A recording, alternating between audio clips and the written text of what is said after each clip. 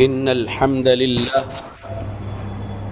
نحمده ونستعينه ونستغفره ونعوذ بالله من شرور أنفسنا ومن سيئات أعمالنا من يهده الله فلا مضل له ومن يضلل فلا هادي له أشهد أن لا إله إلا الله وحده لا شريك له وأشهد أن محمدًا عبده ورسوله أما بعد فإن خير الحديث كتاب الله وخير الهدي هدي محمد صلى الله عليه وسلم وشر الأمور محدثاتها وكل محدثة بدعة وكل بدعة ضلالة وكل ضلالة في النار. أعوذ بالله السميع العليم من الشيطان الرجيم من همزه ونفخه ونفثه. بسم الله الرحمن الرحيم. قاف والقرآن المجيد بل عجبوا أن جاءهم منذر منهم فقال الكافرون هذا شيء عجيب أإذا متنا وكنا ترابا ذلك رجع بعيد قد علمنا ما تنقص الأرض منهم وعندنا كتاب حفيظ بل كذبوا بالحق لما جاءهم فهم في أمر مريج أفلم ينظروا إلى السماء فوقهم كيف بنيناها وزيناها وما لها من فروج والأرض مددناها وألقينا فيها رواسي وأنبتنا فيها من كل زوج بهيج تبصرة وذكرى لكل عبد منيب ونزلنا من السماء ماء مباركا فأنبتنا به جنات وحب الحصيد والنخل باسقات لها طلع نضيد رزقا للعباد وأحيينا به بلدة ميتا كذلك الخروج كذبت قبلهم قوم نوح وأصحاب الرس وثمود وعاد وفرعون وإخوان لوط وأصحاب الأيكة وقوم تبع كل كذب الرسل فحق وعيد أفعينا بالخلق الأول بل هم في لبس من خلق جديد. يا معاشر المسلمين، قال سبحانه وتعالى إن الله لا يغير ما بقوم حتى يغيروا ما بأنفسهم رب اشرح لي صدري ويسر لي أمري واحلل عقدة من لساني يفقه قولي سبحانك لا علم لنا إلا ما علمتنا إنك أنت العليم الحكيم إن العزة لله جميعا هو السميع العليم. تمام قسم کی تعریفوں کا حقدار صرف اور صرف اللہ وحدہ لا شریک ہے. میں تعریف کرتا ہوں اس اللہ کی جس نے ساری کائنات کو 6 ایام میں بنا کر اپنے آپ کو عرش پہ مستوی کیا اور اس اللہ کا عرش 7 آسمانوں کے اوپر ہے. پڑھتا ہوں میں درود اور آپ سب بھی پڑھیں درود اللہ کے آخری نبی آخری رسول محمد صلی اللہ علیہ وسلم پر جس رحمت للعالمین پر درود پڑھنے کا حکم دیا ہے اللہ رب العالمین نے. اللہم صلی علی محمد وعلی آل محمد کما صلیت علی ابراہیم وعلی آل ابراہیم انکا حمید مجید. اللہم بارک علی محمد وعلی آل محمد کما بارکت علی ابراہیم وعلی آل ابراہیم انکا حمید مجید. سامعین، آج 6 دسمبر 2024 کو یہاں جامع مسجد اہل حدیث برہان پور مدھیہ پردیش میں میرے خطبہ جمعہ کا عنوان ہے افواہیں پھیلانا کبیرہ گناہ ہے اور اس سے فساد ہوتا ہے. خطبے کی جو ٹاپک ہے سن لیے. ٹاپک پر بولنے سے پہلے جو سنتیں پڑھ رہے ہیں ان پر نظر پڑی. آپ تمام لوگ غور کر لو میری بات پر. ہونٹ حرکت دینا ضروری ہے تلاوت کرتے وقت. ہونٹ حرکت کرنا ضروری ہے تلاوت کرتے وقت. اگر آپ قیام میں ٹھہرے ہیں یا قاعدے میں بیٹھے ہیں، اگر آپ یہ سمجھ رہے کہ آپ اندر پڑھ رہے ہیں، ٹھیک ہے پڑھ رہے ہیں، لیکن ہونٹ حرکت ہو، آپ کی آواز نہ نکلے. انفرادی نوافل سنن یا فرض بھی پڑھ رہے ہیں جماعت چھوٹ جانے کے بعد، تو انفرادی اگر اپنی پڑھ رہے ہیں نماز تو ہونٹ حرکت کرنا ضروری ہے. ایسا نہیں کہ بس نگاہیں سجدے کی طرف لگا دیے ہیں اور خاموش ٹھہرے ہیں، ایسا نہیں ہونا چاہیے۔ پڑھ رہے ہیں جو اندر ہونٹ حرکت ہو آپ کے۔ خطبے کے تعلق سے جو پہلی آیت سنانا چاہتا ہوں وہ آیت قرآن مجید کے پارہ نمبر 26 سورۃ الحجرات سورہ 49 کی آیت نمبر 6 ہے۔ اعوذ باللہ من الشیطان الرجیم، بسم اللہ الرحمن الرحیم۔ یا ایہا الذین آمنوا ان جاءکم فاسق بنبأ فتبینوا ان تصیبوا قوما بجہالۃ فتصبحوا علی ما فعلتم نادمین۔ ترجمہ: اے وہ لوگو جو ایمان لائے ہو، اے مسلمانوں، اگر کوئی بد کردار، عربی میں فاسق ہے، اردو ترجمہ اس کا بد کردار کیا گیا ہے، اردو میں بھی فاسق کہتے ہیں۔ اگر کوئی بد کردار تمہارے پاس کوئی خبر لے کر آئے تو خوب تحقیق کر لیا کرو، کہیں ایسا نہ ہو کہ کسی قوم کو نادانی سے نقصان پہنچا دو، پھر تم کو اپنے کیے پر پچھتانا پڑے، نادم ہونا پڑے۔ اللہ کے بندو، یہاں تو بات فاسق خبر لانے پر تحقیق کی ہے، لیکن علماء حق، علماء اہل حدیث، پیارے نبی کے شاگردوں میں صحابہ سے لے کر آج تک جو علماء حق، علماء اہل حدیث ہے، وہ یہ سکھائے ہیں علم کے سمندر میں غوطہ لگانے کے بعد اس آیت کو وہ لوگ جیسے سمجھے اور بھی دوسری آیتیں حدیثوں کو جو سمجھ کر سمجھائے ہیں، ہم کو سلف کا فہم لینا ضروری ہے۔ سورہ نساء آیت 115 کے مطابق کوئی بھی شخص جس کے بارے میں آپ یہ جانتے ہیں کہ وہ فاسق نہیں ہے، اچھا ہے، آپ جانتے ہیں کہ وہ اچھا ہے، وہ کچھ خبر دے رہا ہے، اس اچھے شخص کی سنائی ہوئی خبر کو بھی آپ دوسروں تک نہیں پہنچانا اس وقت تک جب تک کہ آپ اس کی تحقیق نہ کر لو۔ یہ سکھائے ہیں ہمارے علماء حق، علماء حدیث نے، الحمدللہ۔ تو بات یہ ہے کہ ضروری نہیں ہے کہ جس کو آپ اچھا سمجھ رہے، فاسق نہیں سمجھ رہے، اور وہ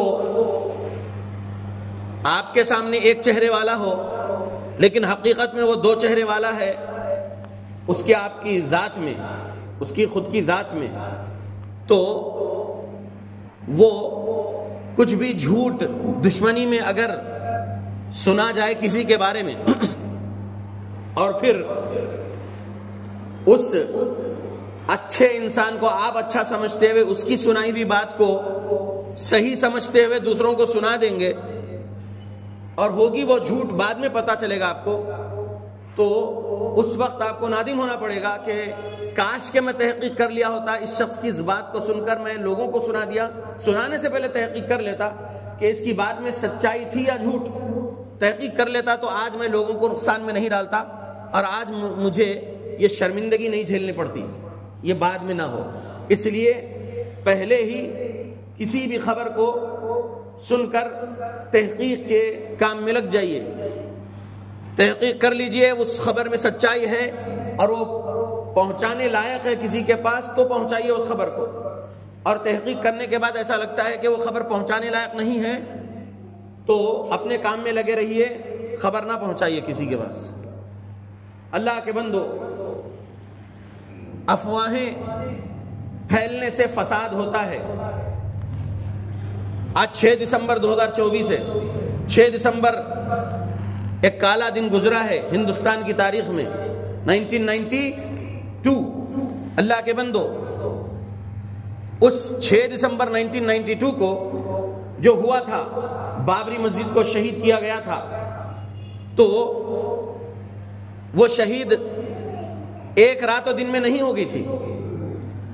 اس دن سے کئی سال پہلے فساد پھیلانے والوں نے ایک جھوٹ بنائے تھے کہ جہاں پر بابری مسجد ہے بابری مسجد کے اندر ایک حصہ ہے جہاں پر رام للہ پیدا ہوئے تھے، لہذا وہ شری رام کی جنم بھومی ہے، لہذا وہ مسجد توڑنا ہے اور وہاں پر رام للہ کی مندر بنانا ہے۔ یہ ایک جھوٹ بنا لیا گیا اور اس جھوٹ کو اتنا پھیلائے کہ وہ سچ سمجھا گیا نان مسلمز کے معاشرے میں، اور پھر کیا کچھ ہوا، کورٹ کے آرڈر کے خلاف جا کے تالے بھی کھولے گئے اور پھر مورتی بھی رکھی گئی اور بہت کچھ ہوا، لیکن جانیں کتنی گئی؟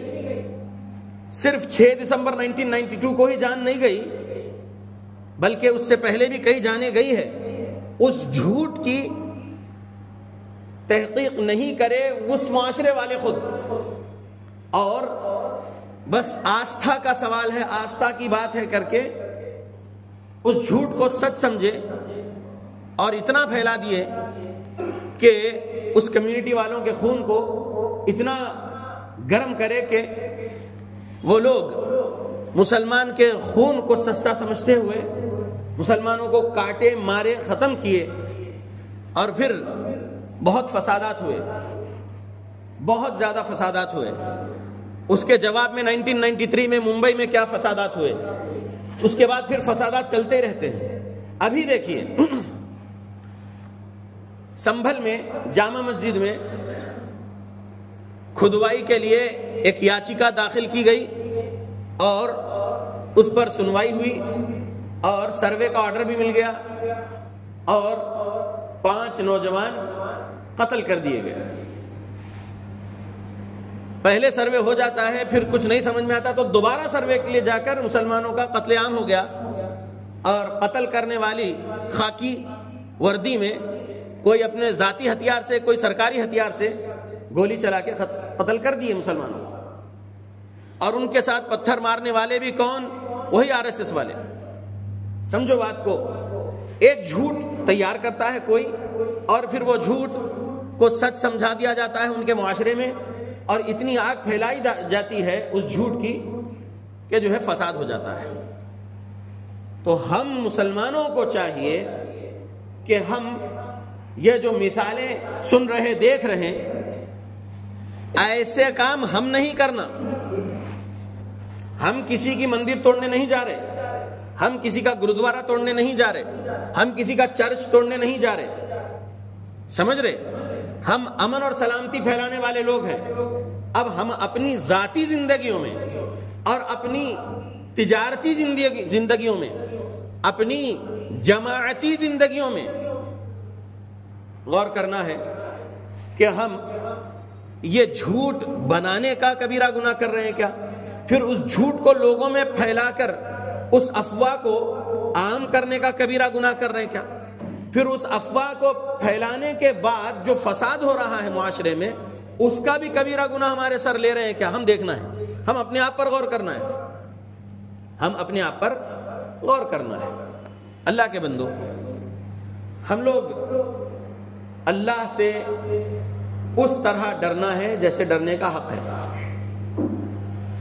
جیسے ڈرنے کا حق ہے۔ مطلب بولتے تو سب ہیں کہ میں اللہ سے ڈرتا ہوں، لیکن اگر گناہ کر رہے ہیں تو سمجھو کہ اللہ سے نہیں ڈر رہے ہیں۔ گناہ چھوٹے چھوٹے تو ہو جاتے ہیں ہم سب سے، کیونکہ ہم سب ابن آدم، اولاد آدم خطا کار ہیں۔ کبیرہ گناہ نہیں کرنا ہے۔ سورہ آل عمران میں اللہ نے کہا ان تجتنبوا کبائر ما تنهون عنه نكفر عنكم سیئاتکم وندخلکم مدخلا کریما۔ اگر تم اپنے آپ کو بچا لو گے بڑے بڑے گناہوں سے تو ہم تمہارے چھوٹے چھوٹے گناہوں کو یوں ہی معاف کر دیں گے، کفارہ بنا دیں گے۔ تمہاری جو نیکیاں رہے گی وہ نیکیوں سے چھوٹے چھوٹے گناہ یوں ہی معاف ہوتے رہیں گے، اگر تم اپنے آپ کو بڑے گناہوں سے بچاؤ گے تو۔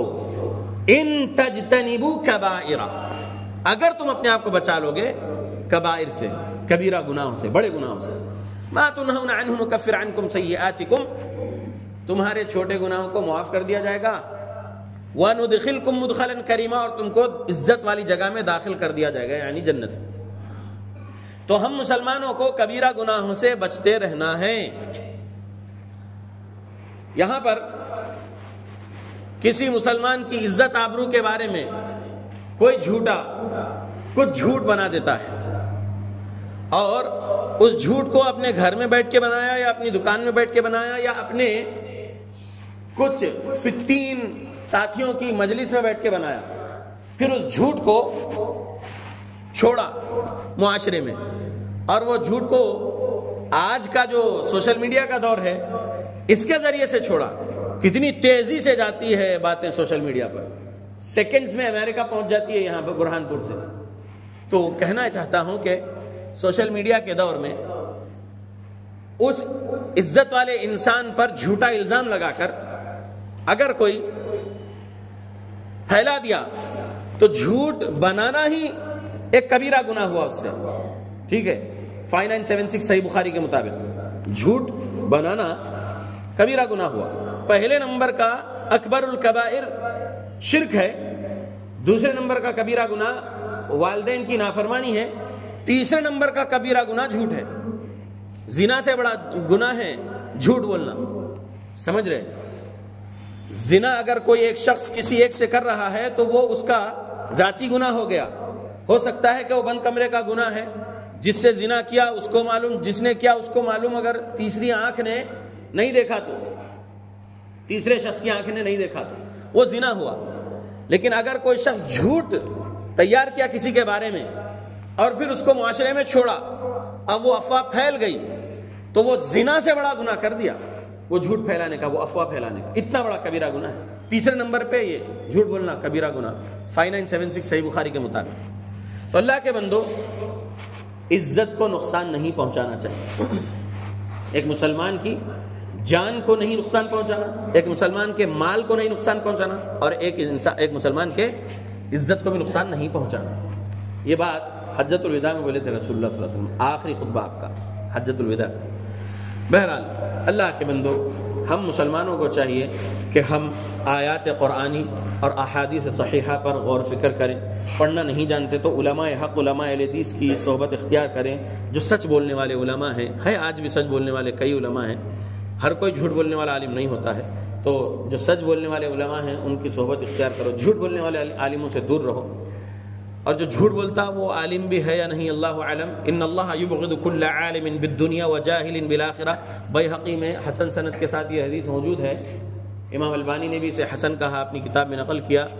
ان اللہ یبغض کل عالم بالدنیا وجاہل بالآخرہ، ترجمہ بے شک اللہ نفرت کرتا ہے دنیا دار عالم سے جو آخرت سے جہالت میں ہے۔ یعنی عالم تو بن گئے دنیا کے لیے لیکن آخرت سے جہالت برت رہے، خود جو ہے جھوٹ بھی بنا رہے، جھوٹ بھی پھیلانے کا کام کر رہے، فتنے باز کا ساتھ دے رہے۔ تو ایسے عالموں سے دور رہو۔ لیکن اچھے جو عالم ہے، سچ بولنے والے، خود جھوٹ نہیں بولتے کسی کے بارے میں، اور اگر سن رہے کسی کے بارے میں جھوٹ تو اس جھوٹ کو پھیلاتے بھی نہیں ہیں، بلکہ اس آیت پہ عمل کرتے ہیں۔ کون سی آیت؟ اللہ نے سورہ نور آیت نمبر 12 میں کہا، لولا اذ سمعتموه ظن المؤمنون والمؤمنات بانفسهم خيرا وقالوا هذا افك مبين۔ ترجمہ، اسے سنتے ہی مومن مردوں عورتوں نے اپنے حق میں نیک گمانی کیوں نہ کی، کیوں نہ کہہ دیا کہ یہ تو کھلم کھلا صریح بہتان ہے۔ یہ بڑا سبق ہے ہم اسلام والوں کے لیے، ہم ایمان والوں کے لیے، ہم مسلمانوں کے لیے، انشاءاللہ مومنین ہمارے لیے ایک سبق ہے۔ اس میں کیا ہے؟ اپنے بارے میں جھوٹ سننا پسند کرتے نہیں کرتے؟ اپنے بارے میں اگر کوئی جھوٹا الزام لگا دیا تو پسند کرتے نہیں کرتے، فوراً کیا بولتے ہیں؟ یہ جھوٹا الزام ہے مجھ پر۔ تو اگر کسی ایمان والے مرد، ایمان والی عورت پر کوئی تیسرا جھوٹا الزام لگا ہے اور سنا رہا ہے تو اللہ کیا فرماتا ہے؟ لولا اذ سمعتموه ظن المؤمنون والمؤمنات بانفسهم خيرا وقالوا هذا افك مبين۔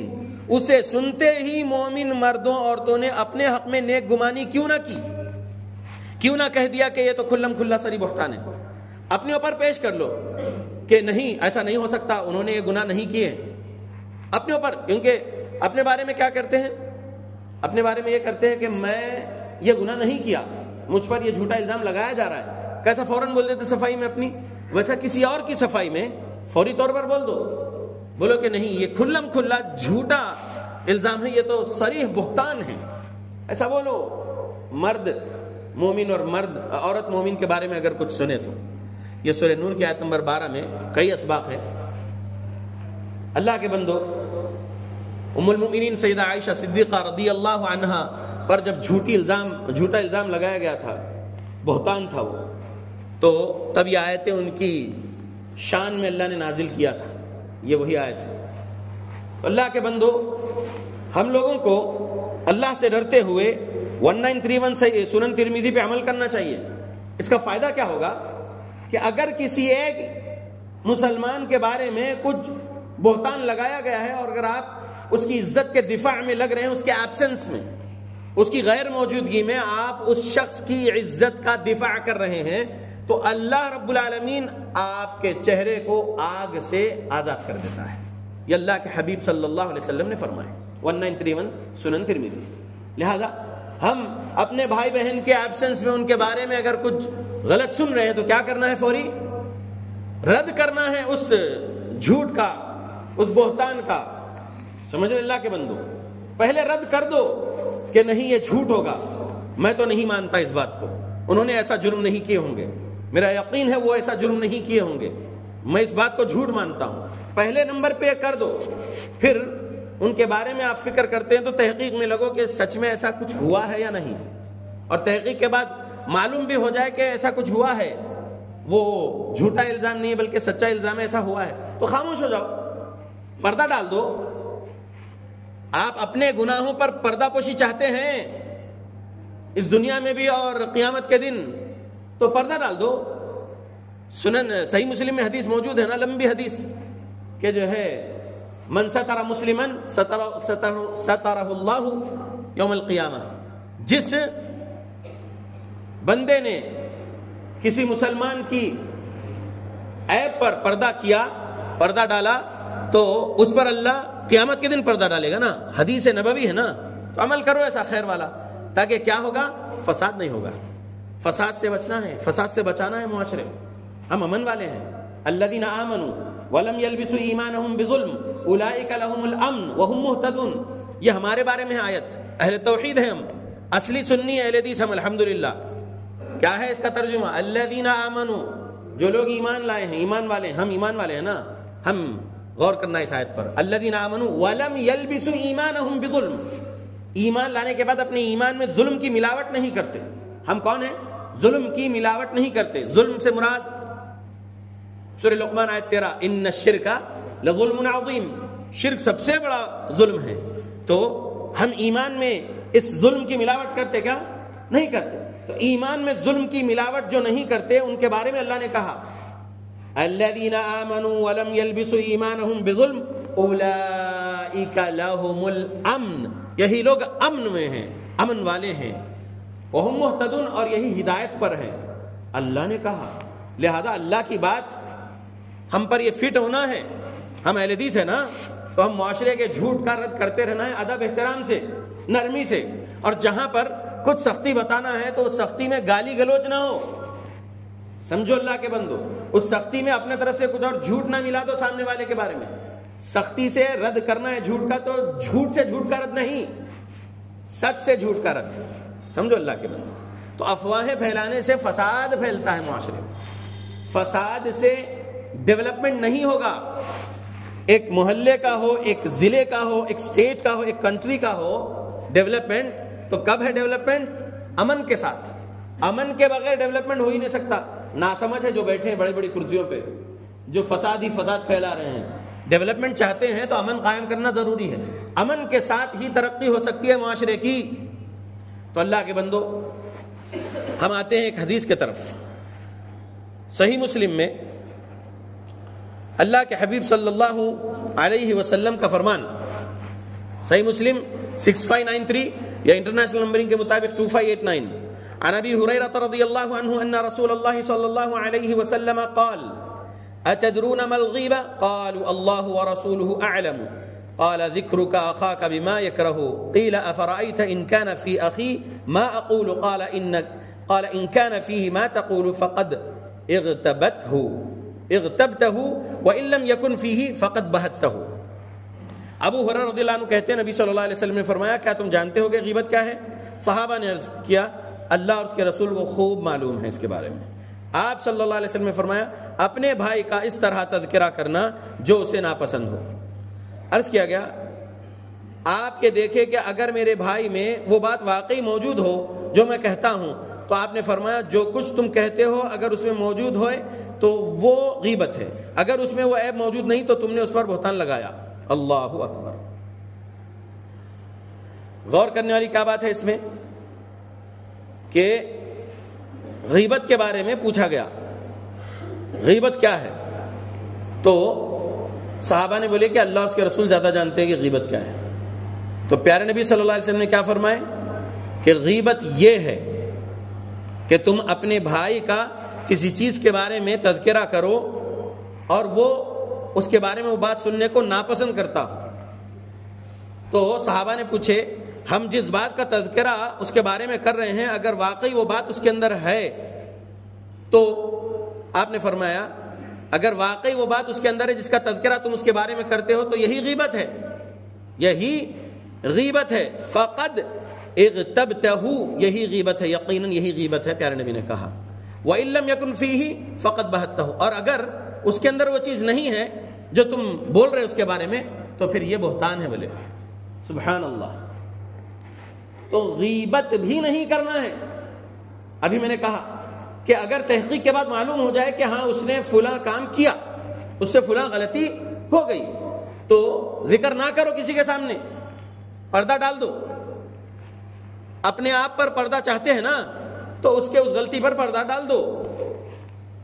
اگر پردہ نہیں ڈال کے بولتے پھر رہے تو یہ غیبت ہے. اس کے اندر وہ برائی پائی جا رہی ہے, وہی برائی کو اگر بول رہے ہیں اور وہ برائی معاشرے کو نقصان پہنچانے والی برائی نہیں ہے, وہ برائی ایسی ہے کہ معاشرے کو نقصان پہنچانے والی برائی نہیں ہے, تو کیوں خواہ جو ہے اس کے بارے میں معاشرے میں بولتے پھرنا. ہاں اگر کسی کے بارے میں ایسی برائی ہے جو معاشرے کو نقصان پہنچانے والی برائی ہے تو اس کے بارے میں کھول کھول کے لوگوں کو آگاہ کر دو کہ اس کے اندر یہ برائی ہے, اس فتنے سے بچو. مثلا علماء سو شرک سکھا رہے ہیں, بدعت سکھا رہے ہیں, خرافات سکھا رہے ہیں. علماء سو کا نام لے لے کر اہل حدیث علماء, اہل حدیث خطبہ, اہل حدیث مدرسین, اہل حدیث دعات آگاہ کر رہے ہیں قوم کو کہ فلاں عالم دین حق پر نہیں ہے, یہ گمراہی کے مذہب پر ہے, وہ لوگوں میں عالم دین کے نام سے مشہور ہے, اس کی اس گمراہی سے بچو. تو اس گناہ کو لوگوں میں بیان کرنا, لوگوں کو اس کی گمراہی سے بچانے کے لیے یہ تو فرض ہے, یہ تو فرض ہے داعیوں پر, خطبہ پر, مدرسین پر, علماء پر. اور عام مسلمانوں میں سے بھی اگر تھوڑا بہت بھی آپ کے پاس علم ہے, حق جان گئے ہیں, علماء کی صحبت میں رہ کر, نہیں پڑھے لکھے لیکن علماء کی صحبت میں رہ کر جان گئے ہیں, تو پھر کیا کرو, ایسے گمراہی کا رد کرنے کے لیے لوگوں کو آگاہ کرو کہ فلاں میں یہ گمراہی ہے, اس سے بچو. تو وہ غیبت نہیں ہو رہی ہے. اگر اس کا فلاں پرٹیکولر گناہ معاشرے کو نقصان پہنچانے والا نہیں ہے, کسی کے عقیدے کو نقصان پہنچانے والا نہیں ہے, اس کا ایسا گناہ ہے جس پر پردہ ڈالنا ہی خیر ہے, پردہ ڈال دو, وہ غیبت ہو جائے گی. اگر اس چھوٹے سے مسئلے کو آپ لے رہے ہیں اور پھیلا رہے ہیں, لوگوں میں سنا رہے, تو وہ غیبت ہو جائے گی اور یہ بھی گناہ ہے. لیکن اگر کسی کے اندر کچھ گناہ نہیں ہے, اس نے وہ گناہ نہیں کیا, اور پھر آپ جو ہے اس کے بارے میں بولتے پھر رہے ہیں, تو آپ نے اس پر بہتان لگائے, اور بہتان لگانا بہت بڑا گناہ ہے اور اس کی وجہ سے جہنم مل سکتی ہے. آگے بات دوسرے خطبے میں سناؤں گا. اللہ سے دعا کرتا ہوں اللہ مسلمانوں کو قرآن و حدیث پڑھنے کی توفیق دے, قرآن و حدیث کو سلف صالحین کے مطابق سمجھ کر عمل کرنے کی توفیق دے ہماری موت تک, آمین.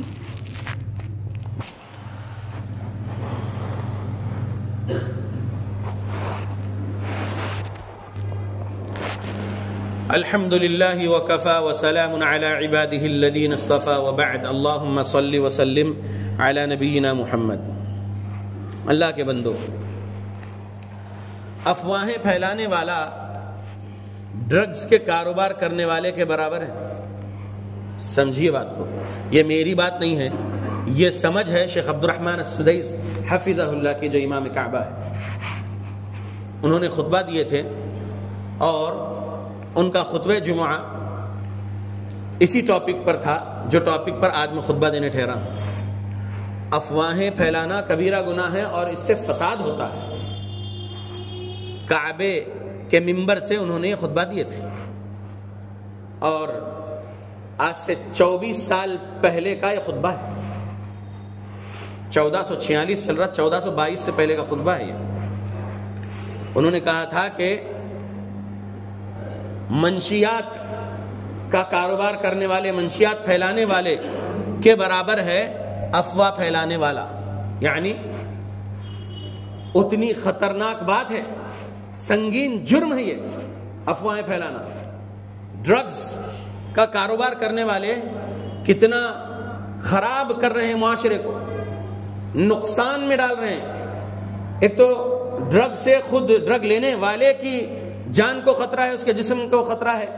پھر وہ جب نشے کی حالت میں ہوتا ہے تو وہ اس کے گھر والوں کو نقصان پہنچاتا ہے، اس کے پڑوسیوں کو نقصان پہنچاتا ہے. جہاں جہاں جاتا ہے لوگوں کو نقصان پہنچانے کی اس کی حرکتیں رہتی ہیں. تو افواہیں پھیلانے والا بھی ایسا ہی ہے، چھوٹی بات نہیں ہے افواہ پھیلانا. اس سے جو ہے فساد پھیلتا ہے. افواہ کو شیخ عبد الرحمن السدیس حفظہ اللہ نے کہا یہ ایک اسلحہ ہے. اسلحہ ہے. بارود سے معاشرے میں صرف نقصان ہی ہوگا نا، جان اور مال کا. تو تلوار اور بارود سے جو نقصان پہنچتا ہے انسانوں کو اور دوسرے مخلوقات کو معاشرے میں، افواہوں سے بھی ویسے ہی نقصان پہنچتا ہے، بلکہ اس سے تھوڑا اور زیادہ پھیلتا ہے. اللہ اکبر. زبان تلوار سے بھی زیادہ تیز کام کرتی ہے کبھی، لہذا زبان کی حفاظت ضروری ہے. پیارے نبی نے 2 باتوں کی ضمانت دے دو میں تم کو جنت کی ضمانت دیتا ہوں فرمائے ہیں نا، سنے نا یہ حدیث. جبڑوں کے بیچ کی زبان کی حفاظت کی ضمانت دے دو اور شرمگاہ کی حفاظت کی ضمانت دے دو، جنت کی ضمانت پیارے نبی نے دی ہے نا. لہذا زبان کا صحیح استعمال ہونا چاہیے. اگر زبان کا صحیح استعمال نہیں ہوگا تو فساد پھیلاتی ہے یہ زبان، فساد پھیلاتی ہے زبان. بیوی شوہر کے بارے میں جھوٹ بول رہی ہے، شوہر بیوی کے بارے میں جھوٹ بول رہا ہے، دونوں خاندانوں میں وہ جھوٹ پھیل رہا ہے. پھر بات لڑائی جھگڑے تک آتی ہے تو کیا ہوتا ہے؟ زندگی میں فساد ہوا نا 2 خاندان میں. پھر اولاد پر بھی اثر ہوتا ہے اس کا. پھر ان کی زندگی میں امن رہتا ہے؟ امن نہیں ہوتا ہے، نقصان ہی نقصان ہوتا ہے. اسی طریقے سے بھائی بھائی کا، بہن بھائی کا، بہن بہن کا، ایک رشتہ دار کا دوسرے رشتہ دار سے، یا ایک پڑوسی کا دوسرے پڑوسی سے، یہ زبان سے جو جھوٹ بولنے کا مسئلہ ہے، اس سے یہ جھوٹے الزامات معاشرے میں گردش ہوتے ہیں. یہ گردش ہونے کے بعد ہر عام و خاص کی زبان پر ہو جاتے ہیں کہ ارے فلاں نے ایسا کیا، فلاں نے ایسا، جبکہ اس نے ایسا نہیں کیا ہوتا ہے اور جھوٹ پھیلانے والے نے پھیلا دیا اور معاشرے میں وہ بات چل رہی ہے. اور آج تو سوشل میڈیا کا دور ہے، اور بھی زیادہ پھیلتا ہے مسئلہ. اور اس سے کیا ہوتا ہے؟ سامنے والے کو گنہگار مانا جاتا ہے، جبکہ اگر اس نے گناہ نہیں کیا ہے، وہ بے گناہ ہے، اس گناہ میں اس کا کوئی حصہ نہیں تھا، تو وہ تو اپنی جگہ صحیح ہے. اب جو یہ زبان سے پھیلائے ہیں جھوٹ، یہ افواہیں جو پھیلائے ہیں، معاشرے میں زندہ رہے جب تک جو کرے، نقصان تو جھیلتے رہیں گے، نقصان جیسے بھی جھیلنا ہے. آخرت کا سنیے، آخرت کا کیا ہونے والا ہے. صحیح مسلم سے سناتا ہوں، اللہ کے حبیب صلی اللہ علیہ وسلم کی حدیث. صحیح مسلم 2581 2589 سنا چکا، اب 2581 غور سے سنیے. اور اس کا دوسرا نمبر 6579 بھی ہے 2581 کا صحیح مسلم. عن ابی ہریرہ رضی اللہ عنہ ان رسول اللہ صلی اللہ علیہ وسلم قال اتدرون ما المفلس قالوا المفلس فينا من لا درهم له ولا متاع فقال ان المفلس من امتي يأتي يوم القيامة بصلاة وصيام وزكاة ويأتي قد شتم هذا. وقذف هذا وأكل مال هذا وسفك دم هذا وضرب هذا فيعطى هذا من حسناته وهذا من حسناته فإن فنيت حسناته قبل أن يقضى ما عليه أخذ من خطاياهم فطرحت عليه ثم طرح في النار. اللہ ہم سب کو بچائے جہنم سے، آمین. غور سے سنیے ترجمہ 2581 صحیح مسلم، 6579 صحیح مسلم، غور سے سنیے ترجمہ. ابو ہریرہ رضی اللہ عنہ روایت کرتے ہیں، اللہ کے پیارے نبی آخری رسول محمد صلی اللہ علیہ وسلم نے فرمایا ہے، کیا تم جانتے ہو کہ مفلس کون ہے؟ صحابہ نے کہا، ہمارے نزدیک مفلس وہ شخص ہے جس کے پاس نہ درہم ہو نہ کوئی ساز و سامان.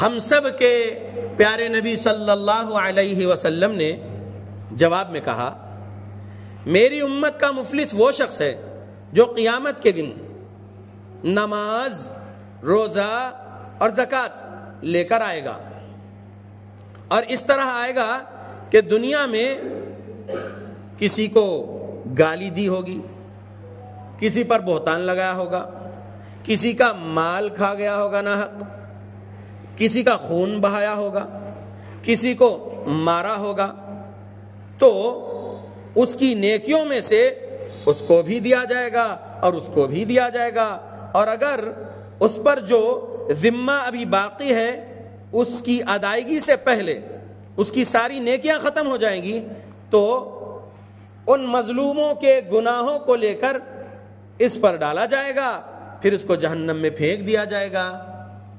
اللہ کے بندو، میں فصیح الدین حیدرآبادی، جماعت حقہ، جماعت اہل حدیث کا خادم، متبع کتاب و سنت، الحمدللہ آل انڈیا جمعیت اہل حدیث کاؤنسل کا نیشنل اسپوک پرسن، الحمدللہ.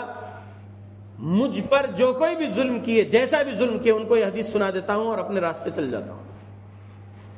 یہ حدیث، اور خاص کر کے جو لوگ اہل توحید نہیں ہیں، اصلی سنی نہیں ہیں، اہل شرک و بدعات خرافات ہیں، وہ مجھ پر اگر ظلم کیے ہیں تو ان کو بھی سنایا ہوں، سناتے رہتا ہوں کہ دیکھو تمہارے پاس تو نماز کی نیکیاں نہیں ہوگی قیامت کے دن، تمہارے پاس تو زکوٰۃ کی نیکیاں نہیں ہوگی قیامت کے دن، تمہارے پاس تو روزے کی نیکیاں نہیں ہوگی قیامت کے دن، کیونکہ یہ نیکیاں تو توحید والوں کے ساتھ ہوگی قیامت کے دن.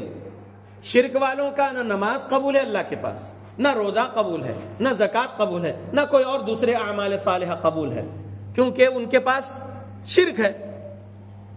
وَلَقَدْ أُوحِيَ إِلَيْكَ وَإِلَى الَّذِينَ مِن قَبْلِكَ لَئِنْ أَشْرَكْتَ لَيَحْبَطَنَّ عَمَلُكَ وَلَتَكُونَنَّ مِنَ الْخَاسِرِينَ. سورہ 39 آیت 65. اس آیت کے مطابق جو اپنے آپ کو مسلمان کہتے ہوئے شرک کر رہا ہے تو اس کے اعمال تو ضائع ہو گئے، اس کے شرک کے وجہ سے اس کے پاس اعمال کی نیکیاں ہیں ہی نہیں قیامت کے دن اللہ کے پاس، اور وہ خسارہ اٹھانے والوں میں سے ہے اللہ کے پاس قیامت کے دن اس سورہ 39 آیت 65 کے مطابق. تو اس کے پاس نماز جو پڑھ رہا ہے اس کی نیکی تو ہے ہی نہیں قیامت کے دن، جو وہ روزہ رکھ رہا ہے اس کی نیکی تو ہے ہی نہیں قیامت کے دن، جو زکوٰۃ دے رہا ہے، جو اعمال کر رہا ہے اس کی نیکیاں تو ہے ہی نہیں قیامت کے دن اس شرک کے وجہ سے. لیکن اگر وہ کسی اہل توحید، اصلی سنی اہل حدیث پر ظلم کیا ہے تو ہو سکتا ہے کہ یہ اصلی سنی اہل حدیث متبع کتاب و سنت اگر کچھ گناہ کیا ہے تو اب انصاف جو ہونا ہے اس سے تو نیکیاں نہیں ملنے والی ہے، تو اس اہل توحید کے گناہ اس کے کندھے پر ٹنگا دیے جائیں گے تاکہ انصاف مل جائے قیامت کے دن. اب جو اہل توحید ہے اور اہل توحید پر ظلم کیا ہے، اہل توحید پر ظلم کیا ہے، اس اہل توحید کے پاس نماز ہے جو پڑھ رہا ہے، کیونکہ توحید کی وجہ سے اس کے نیکیاں تو لکھی جا رہی ہیں اور قیامت کے دن وہ نیکیاں اس کے ساتھ رہے گی اس 2581 صحیح مسلم کے مطابق. تو اہل توحید کی نماز اس کے ساتھ ہے، اس کے روزے اس کے ساتھ ہے، اس کی زکوٰۃ اس کے ساتھ ہے نہیں اہل توحید ہے. اب کیا ہوگا؟ یہ اہل توحید نے اس دنیا میں نماز نبوی پڑھتے ہوئے، روزہ نبوی رکھتے ہوئے، زکوٰۃ و صدقات نبوی طریقے سے دیتے ہوئے، عمرہ و حج نبوی طریقے سے کرتے ہوئے، اذکار نبوی طریقے سے کرتے ہوئے، دعوت و تبلیغ نبوی طریقے سے کرتے ہوئے، نیکیاں تو لکھایا ہے نام اعمال میں اور وہ محفوظ ہے قیامت کے دن تک اس کے ساتھ، لیکن اس دنیا میں یہ سب اعمال صالحہ کرتے ہوئے اس نے کیا کیا؟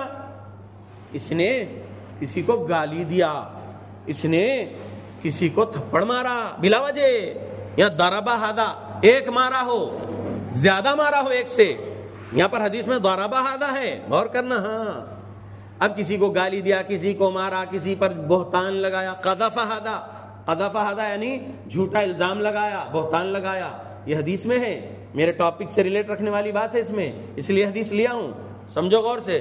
پھر اس میں ایک بات اور ہے، کیا ہے؟ اکل مال ہذا، اس نے ناحق میرا مال کھا لیا تھا، اس میں یہ بات بھی ہے۔ سفک دم ہذا، اس نے میرا خون بہایا تھا۔ اب یہاں تو 5 باتیں ہیں، 5 لوگ تو آگے سامنے ٹھہرے ہوئے۔ اگر میں فصیح الدین کسی پر ظلم کرتے ہوئے کسی کو اگر گالی دیا تو وہ ہوا میرے ظلم کا شکار، بنا مظلوم، اب میں بنا ظالم، اللہ بچائے، آمین۔ تو وہ اللہ کے پاس آئے گا قیامت کے دن نیکی لینے کے لیے، اگر میں ظلم کیا ہوں تو وہ مظلوم مجھ سے نیکی لے گا، اللہ دے گا نیکی اس کو، میرے سے میری نیکی لے کر اس کو دے گا اللہ نیکی۔ ہاں، یہ حدیث کے مطابق اگر میں نے کسی کا خون بہایا تو وہ بھی آئے گا قیامت کے دن نیکی لینے میری، اگر کسی پر میں نے جھوٹا الزام لگایا تو وہ بھی آئے گا مجھ سے نیکی لینے، اگر کسی کا ناحق مال کھا لیا میں تو وہ بھی آئے گا نیکی لینے۔